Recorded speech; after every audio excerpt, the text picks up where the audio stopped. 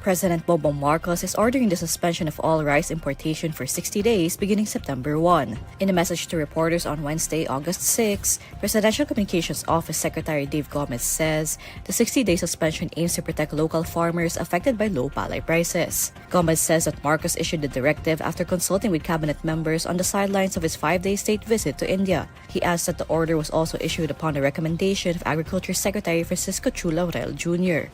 According to Gomez, Marcos believes it is not yet the right time to discuss increasing tariffs on imported rice, but he says the president will assess whether such a measure may be necessary.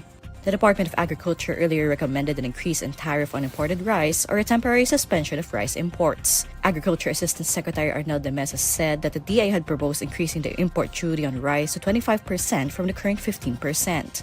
But he said the hike in tariff should be implemented gradually to prevent possible price spikes. A peasant group had slammed the DA's proposed scheme, describing it as mere reactive measures.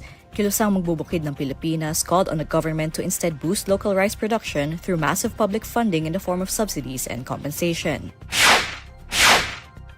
The Philippine Statistics Authority reports that the number of unemployed Filipinos fell in June to 1.95 million. This figure is slightly lower than the 2.03 million unemployed Filipinos recorded in May. This translates to a jobless rate of 3.7% in June, down from 3.9% in May. Year-on-year, the unemployment rate rose in June 2025 from its rate of 3.1% in June 2024. The unemployment rate in June 2025 is the lowest level seen so far this year. Meanwhile, the lower level of unemployment coincides with an improvement in job quality. PSA data shows 5.76 million employed individuals looked for additional jobs or working hours to augment their income in June, lower than May's 6.6 million.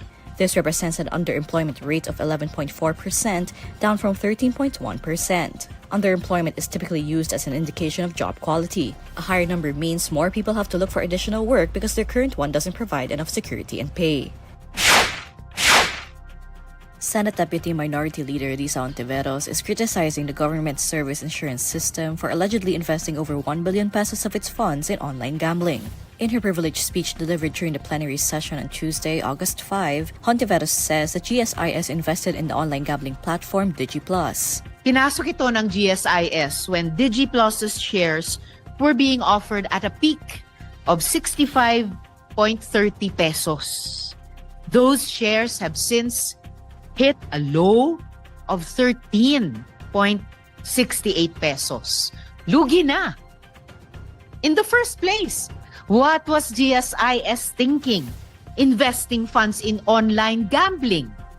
Hontiveros questions why the GSIS is using public funds, particularly those of government employees, as capital for gambling. Sa ngayon, tayo sa Senado at pati ang House of Representatives, maging ang Malacanang ay lahat gumagawa ng mga malalakas na inisyatiba, paninindigan, laban sa online sugal dahil sa mga masasamang social costs nito. So, why is GSIS doing the opposite? Why is GSIS investing the retirement money of public servants to seemingly expand the e-gaming industry? We need explanations. Hontiveros also notes an apparent pattern of reckless and questionable investment decisions under the current GSIS leadership. In addition to questionable investment in online gambling, Hontiveros says the agency also maintains a 0.82% stake in Del Monte Pacific, a company she describes as teetering under $2.3 billion in debt and facing massive write-offs. Hontiveros then urges the Senate leadership to act swiftly and review the policies, procedures, and guidelines governing the investment decisions of GSIS. Before the 90th Congress adjourned, several senators called on the government to impose a total ban on online gambling in the Philippines, citing its harmful impact on many Filipinos, particularly the youth. Leaders of the Catholic Church have also cited the harm that online gambling brings, which they believe far outweighs its supposed benefits. However, President Bongbong Marcos did not mention the issue in his fourth State of the Nation address. Malacanang later said Marcos has been closely monitoring the situation.